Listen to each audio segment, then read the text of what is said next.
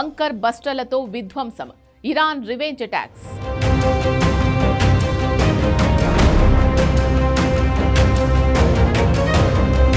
Hormuz వేదికగా అగ్రరాజ్యం మార్చిన వ్యూహమేంటి?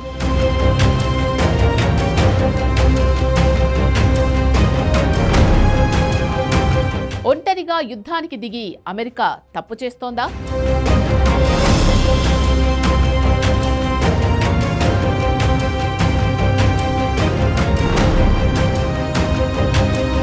హర్ముజ్ జలసంధి సమీపంలో అమెరికా సృష్టించిన విధ్వంసమే ఇది. అక్కడి భూగర్భ క్షిపణి స్థావరంపై అత్యంత శక్తివంతమైన బాంబులతో విరుచుకుపడింది.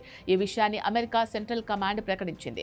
హర్ముజ్ జలసంధికి సమీపంలో ఇరాన్ క్షిపణి స్థావరాల్లో ఉన్న యాంటీ షిప్ క్రూజ్ క్షిపణులు అంతర్జాతీయ సముద్ర రవాణాకు ముప్పుగా మారాయని, అందుకే ఈ స్థావరాన్ని లక్ష్యంగా చేసుకున్నట్టు తెలిపింది. లోతుగా చొచ్చుకుపోయే 2200 కిలోల శక్తివంతమైన బంకర్ బస్టర్ బాంబులతో విజయవంతంగా దాడులు చేశాం అని US central command social media post ద్వారా వెల్లడించింది. ఇరాన్ తీర రక్షణ నెట్వర్క్లో భాగమైన ఆయుధ నిల్వలు, క్షిపణి ప్రయోగ కేంద్రాలను లక్ష్యంగా చేసుకున్నట్లు అమెరికా తెలిపింది.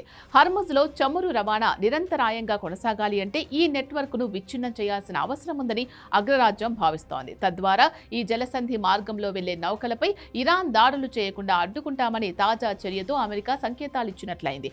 కానీ బంకర్ బస్టర్లతోనే అమెరికా ఎందుకు దాడి చేసింది? ఎందుకంటే హర్ముజ్ దగ్గర ఇరాన్ నిర్మించింది సాధారణ క్షిపణి స్థావరం కాదు.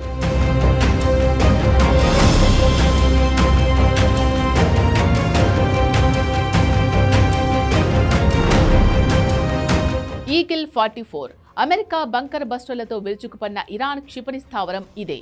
ఇరాన్ హర్ముజ్ జలసంధికి సమీపంలోని పర్వతాల కింద అత్యంత శక్తివంతమైన భూగర్భ వైమానిక క్షిపణి స్థావరాన్ని నిర్మించింది. దీనినే ఈగిల్ 44 అని పిలుస్తారు. ఇది భూమికి 100 మీటర్ల లోతులో పర్వతాలను తొలిచి నిర్మించిన బంకర్. సాధారణ బాంబులు దీన్ని టచ్ చేయలేవు.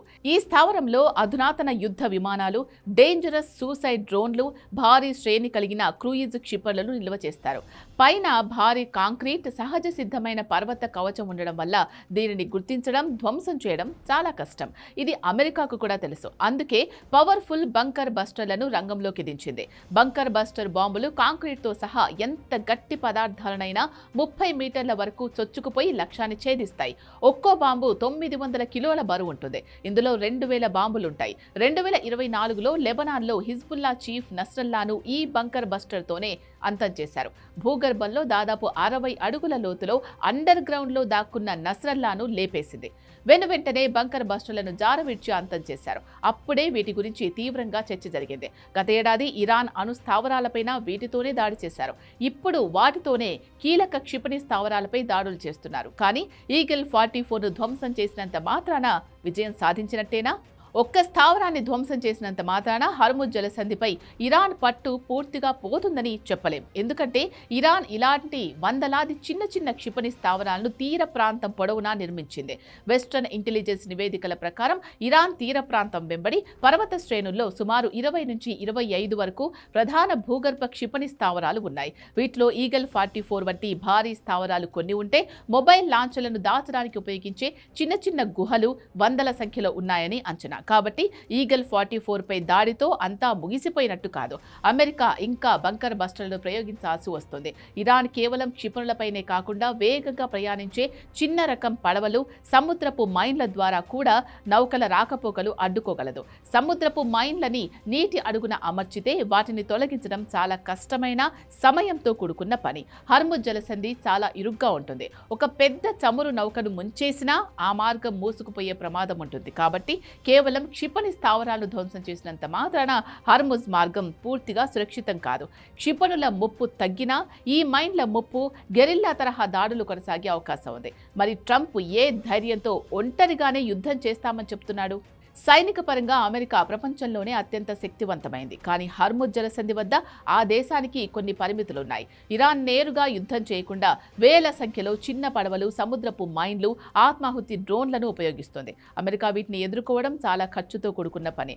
అమెరికా తన మిత్ర దేశాలు UK, France, Saudi Arabia, UAE సాయం లేకుండా ఒంటరిగా వెళ్తే చాలా ఇబ్బందులు ఎదురవుతాయి. అమెరికా తన 5వ నౌకాదళం ద్వారా కొంతకాలం పాటు ఇరాన్ దాడులను తిప్పికొట్టగలదు. కానీ ఈ యుద్ధం సుదీర్ఘంగా సాగితే మిత్ర దేశాల భూభాగం లేకుండా ఇంధనం, ఆయుధాల సరఫరా కష్టమవుతుంది. అమెరికా ప్రజలు మరో ఖరీదైన యుద్ధాన్ని ఇష్టపడరు. సొంత దేశంలోనే నిరసనలు మొదలైతే అమెరికా వెనక్కు తగ్గక తప్పదు. నిజానికి అమెరికా ఎప్పుడూ ఒంటరిగా పోరాటానికి ఇష్టపడదు. అది ఎప్పుడూ ఒక కూటమిని ఏర్పాటు చేసుకుంటుంది. హర్ముజ్ విషయంలో కూడా బ్రిటన్ వంటి దేశాలను కలుపుకొని వెళ్లడమే అమెరికాకు క్షేమం. ఈగోలకు పోయి ఇరాన్ను తక్కువ అంచనా వేస్తే అది అమెరికా ఆర్థిక వ్యవస్థకు, అంతర్జాతీయ ప్రతిష్టకు కోలుకోలేని దెబ్బ అవుతుంది. త్వరలో అదే జరిగేలా కనిపిస్తోంది. సింపుల్గా చెప్పాలంటే సింహం సింగిల్ అని సినిమా డైలాగులు చెప్పినంత ఈజీ కాదు హర్ముజ్ జలసంధిలో ఇరాన్ను ఢీకొట్టడం.